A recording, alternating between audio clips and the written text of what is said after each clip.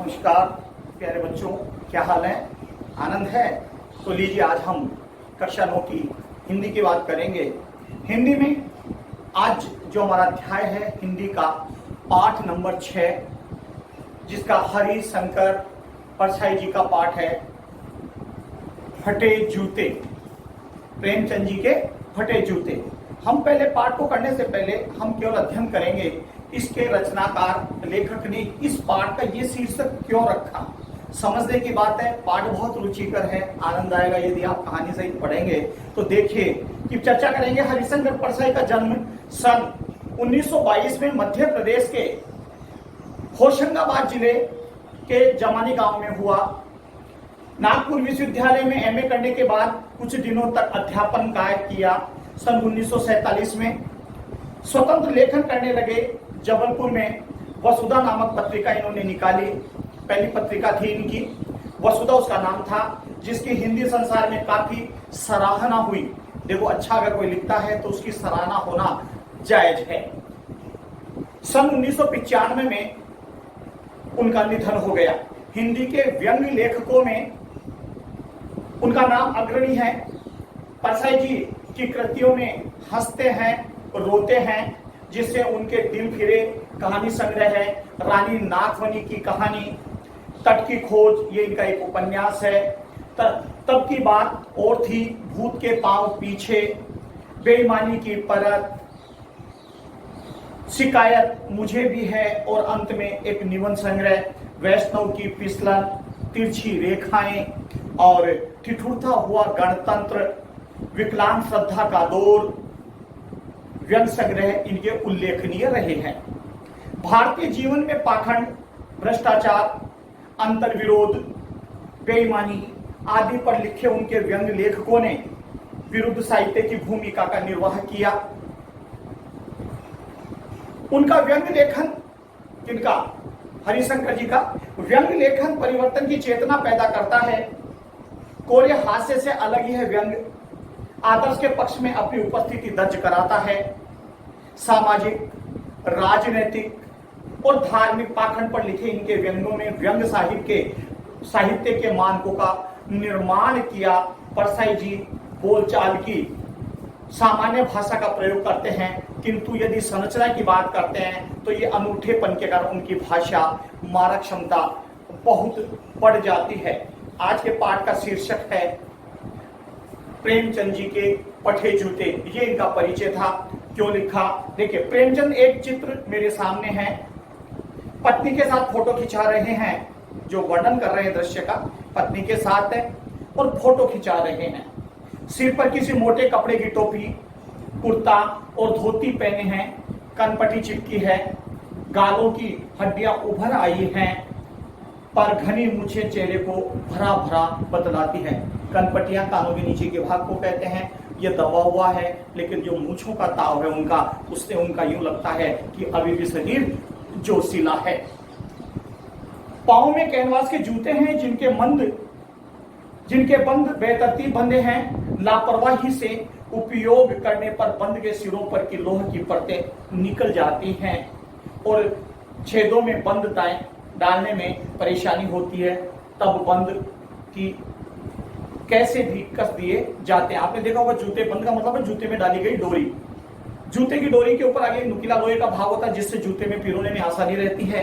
लेकिन जब लापरवाही से बांधोगे तो नुकीला भाग हट जाता है। नुकीला भाग हटने का परिणाम यह होता है कि जूते में डोरी को पिरोने में बड़ी असावधानी, बड़ी परेशानी होती है। तो परिणाम स्वरूप चाहे जैसे गांठ बांध करके उस जूती डोरी को बांध लिया जाता है।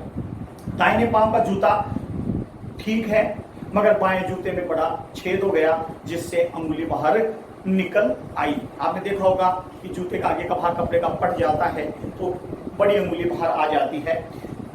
मेरी दृष्टि से ये जूते पर अटक गई। सोचता हूँ फोटो खिंचवाने की अगर यह पोशाक है तो पहनने की कैसी पोशाक होगी। आपने देखा होगा हमारे समाज में भी जब कोई व्यक्ति फोटो खिंचाता है तो विशेष तैयार होकर के जाता है। फोटो, अच्छी ड्रेस, जूते, टाई, बेल्ट, शूज, कई चीजें लगा के जाता है। तो प्रेमचंद जी जो फोटो खिंचा रहे हैं वो कह रहे हैं फोटो खिंचाने की ये ड्रेस है तो साधारण ड्रेस कैसी होगी।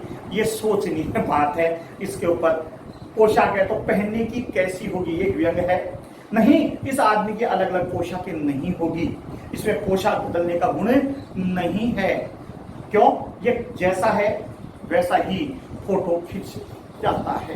यानी कह रहे हैं कि इनमें कोई विशेष बात नहीं है कि साहब फोटो खींचने के लिए तो इनकी अलग ड्रेस होगी, सामान्य रहने की अलग ड्रेस होगी। जैसे हमारे देखा होगा आपने समाज में कि घर रसोई में काम करते अलग ड्रेस है, बाहर जा रहे हैं तो एक अलग ड्रेस है, शादी ब्याह में जाते हैं तो दूसरी ड्रेस है, एक बार पहन गए तो दोबारा नहीं, इसमें तो फोटो खींची न जाने कई चीजें सामने आती है। मैं चेहरे की तरफ देखता हूं, क्या तुम्हें मालूम है मेरे साहित्यिक पुरखे की तुम्हारा जूता फट गया है और अंगुली बाहर ढक रही है? क्या तुम्हें इसका जरा भी एहसास नहीं है? जरा लज्जा संकोच का झेप नहीं है?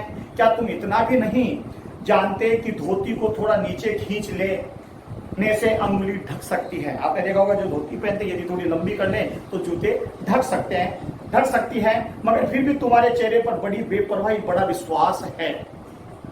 फोटोग्राफर ने जब रेडी प्लीज कहा होगा तब परंपरा के अनुसार तुमने मुस्कान लाने की कोशिश की होगी। जैसा कि अमूमन फोटो स्टेट कहते हैं कि भाई हाँ यार रेडी, तो रेडी कहते हैं थोड़ा सा मुस्कुराइए, चेहरे पे मुस्कान लाइए ताकि फोटो बढ़िया आए। तो ये कह रहे हैं कि तुम्हारे को भी कहा होगा तो तुमने मुस्कान लाने की कोशिश की होगी। दर्द से गहरे कुएं के तल में कहीं पड़ी मुस्कान को धीरे खींचकर ऊपर निकाल रहे होंगे कि बीच में ही क्लिक करके फोटोग्राफर ने थैंक यू कह दिया होगा। विचित्र है यह अधूरी मुस्कान, यह मुस्कान नहीं, इसमें उपहास है, व्यंग। वो कह रहे हैं कि ये जो ऐसी परिस्थिति में जो फोटो खिंचवाते हैं कोई फोटो नहीं, एक व्यंग है। ये कैसा आदमी है जो खुद तो फटे जूते पहने फोटो खिंचवा रहा है पर किसी पर हंस भी रहा है। फोटो ही खिंचवाना था तो ठीक, जूते पहन लेते या न खिंचवाते।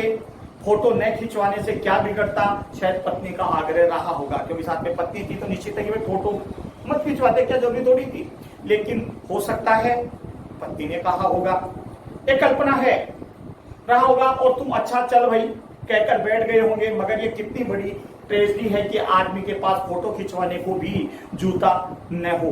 मैं तुम्हारी ये फोटो देखते देखते तुम्हारे क्लेश की अपने भीतर महसूस करके जैसे रो पड़ना चाहता हूं, मगर आंखों का यह तीखा दर्द भरा व्यंग मुझे एकदम रोक देता है। तुम फोटो का महत्व नहीं समझते। क्या कह रहे हैं कि तुम फोटो का महत्व नहीं समझते हो तो किसी से फोटो खिंचवाने के लिए जूते मांग लेते। लोग तो मांग के कोर्ट में वर दिखाई करते हैं और मांगे को मोटर से बारात निकालते हैं। वो कह रहे क्या नहीं चाहते, वर दूल्हा मांग के कपड़े पहन के चला जाता है। लोग बारात में उधारी वस्त्र मांग करके ले जाते हैं। तो तुम्हें फोटो खिंचवाने के लिए जूता मांग तो सकते थे। समझाने की चेष्टा है। मांग निकालते फोटो खिंचवाने के लिए तो बीबी तक मांग ली जाती है, तुमने जूते ही मांगते नहीं बने। देखो कितना बड़ा व्यंग है कि लोग फोटो खिंचवाने के लिए तो पत्नी बीबी उधारी मांग लेते हैं और तुमसे जूता नहीं मांगा गया। नहीं, तुम फोटो का महत्व नहीं जानते। लोग तो इत्र चुपड़कर फोटो खिंचवाते हैं जिससे फोटो में खुशबू आ जाए।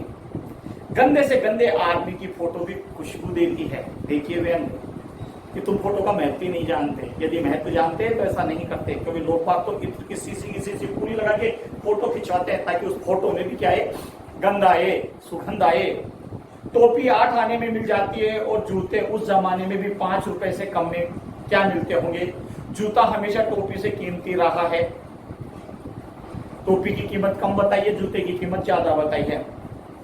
अब तो जूते की कीमत और बढ़ गई और एक जूते का 2500 टोपियां न्यौछावर होती है। तुम भी जूते और टोपी के अनुपातिक मूल्य में मारे हुए थे।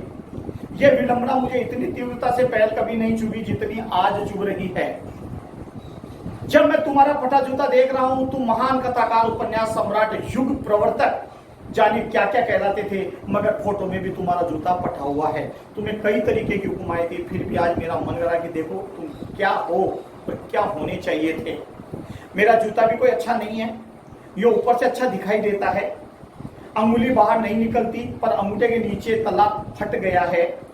अंगूठा जमीन में घिसता है और पैनी मिट्टी पर कभी रगड़ कर खाकर लहूलुहान भी हो जाता है।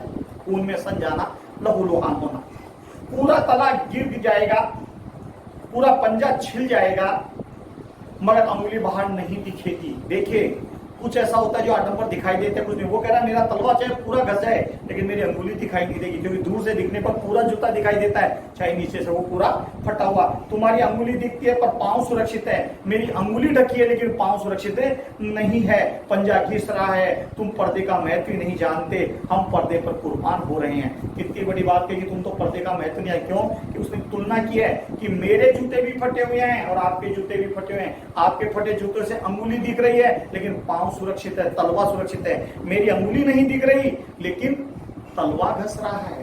तुम पर्दे का महत्व नहीं जानते, तुम पर्दा रख रहे हो नहीं जानते, पांव सुरक्षित है और हम पर्दे के ऊपर ही न्यौछावर हो रहे हैं। तुम फटा जूता बड़े ठाठ से पहने हो, मैं ऐसे नहीं पहन सकता। फोटो तो जिंदगी भर इस तरह नहीं खिंचवाऊं चाहे कोई जीवनी बिना फोटो के ही छाप दे। कितनी बड़ी बात है कि तुम्हारी स्थिति अगर मेरी हो तो मैं कभी भी फोटो नहीं खिंचवाऊंगा, चाहे मेरी जीवनी छापनी पड़े तो मेरी बिना फोटो छाप दे, लेकिन मैं इस स्थिति के जूते में तो कभी भी अपनी फोटो नहीं खिंचवाऊंगा। तुम्हारी ये व्यंग मुस्कान मेरे हौसले पस्त कर देती है। क्या मतलब है इसका? कौन सी मुस्कान है वह? क्या होरी का गोदान हो गया?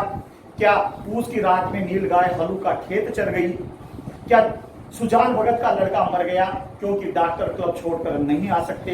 नहीं, मुझे लगता है माधो औरत के कफन के चलते की शराब पी गया, वही मुस्कान मालूम होती है। देखिए जितने भी नाम आए हैं ये इनकी रचनाओं के नाम हैं। दोबारा ध्यान दीजिए, एक बार सुनिए क्या कह रहा है कि क्या होरी का गोदान हो गया, गोदान इनकी रचना।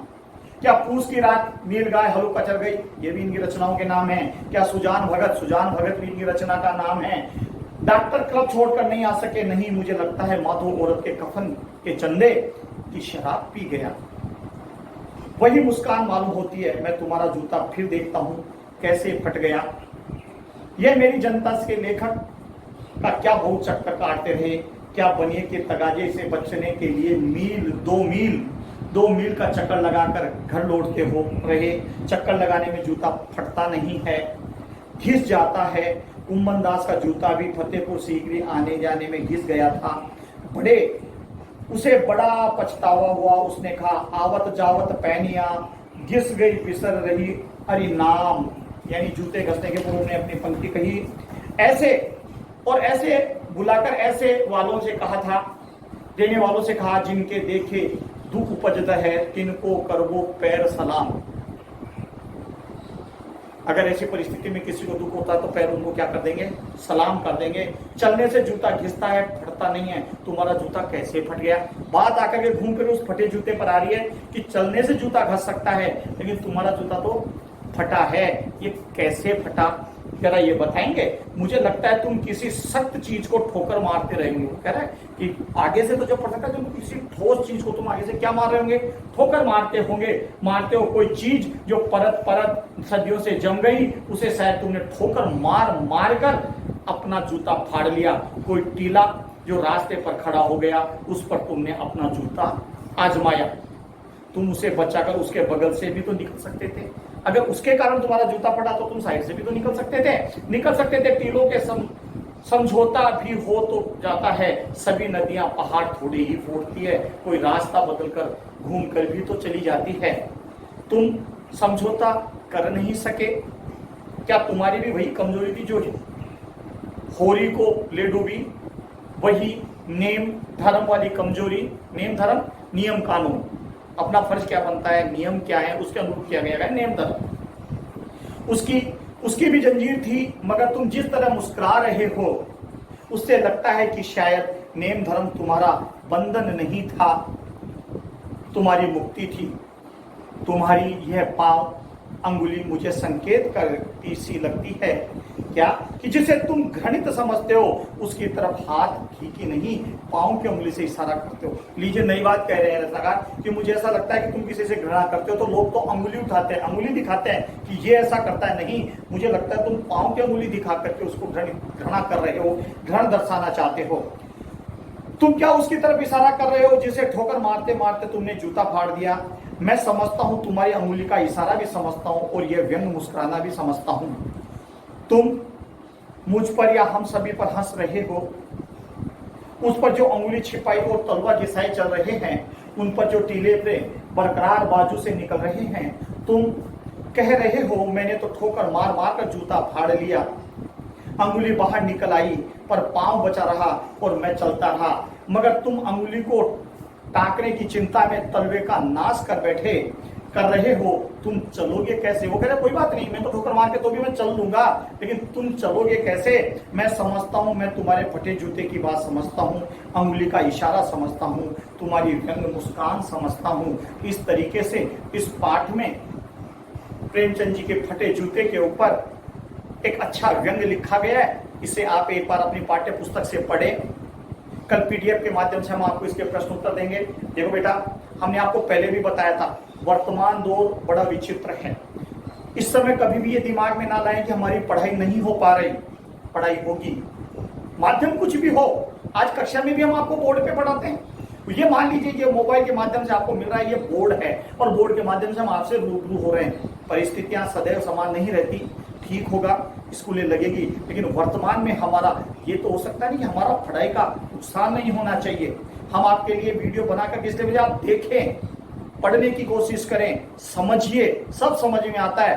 अरे वैसे भी तो आप लोग मोबाइल बड़ा इतना ध्यान से चलाते हो, सिनेमा नहीं देखते मोबाइल में, आराम से सिनेमा भी देखते हो, चलचित्र देखते हो, सब कुछ देखते हो, तो आप हमें भी देख लीजिए, हमारे माध्यम से पढ़ाई देख लीजिए, आराम से पढ़ें, तल्लीनता से सुने, मोबाइल में लीड लगाइए, कान में लगा करके आराम से पूरा पाठ सुनिए, आनंद आएगा, मस्ती से पढ़ें और फिर आप प्रश्न उत्तर अपने नोटबुक में करें। बेटा ये मौका है, घर बैठ करके पढ़ाई करने का सुनहरी मौका है, समय का दुरुपयोग नहीं होना चाहिए।